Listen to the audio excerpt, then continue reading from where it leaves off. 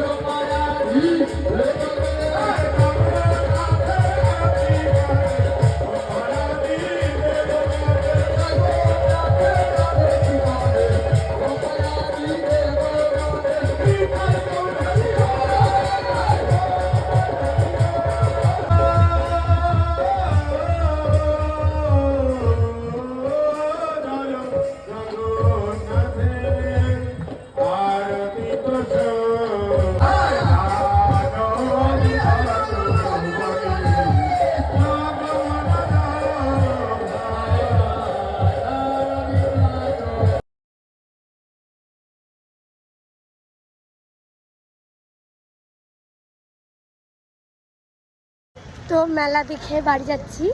আর মেলা, রথের মেলা মানে আমরা যেটা বুঝি সেটা হচ্ছে পাঁপড় ভাজা। পাঁপড় ভাজা নিয়ে বাবার জন্য বাড়ি যাচ্ছি, কারণ বাবা আসেনি। একটু আসারও মন ছিল না, অনেকটা সন্ধে হয়ে গেছে, বেরিয়েছিলাম অনেকটা সন্ধ্যেতে।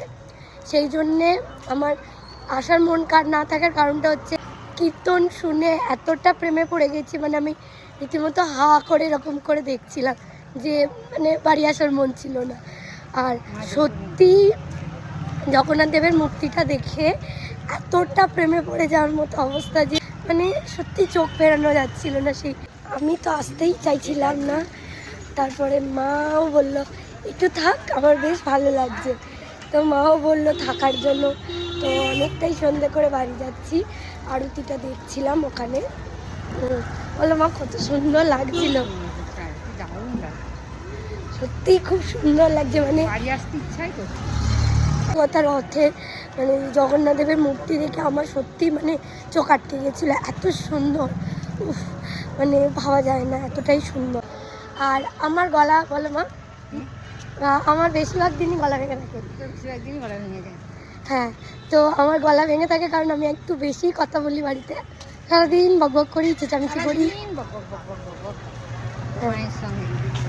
মায়ের সাথে করি, বাবার সাথে করি, ঝগড়া ঝাঁটি করে থাকি।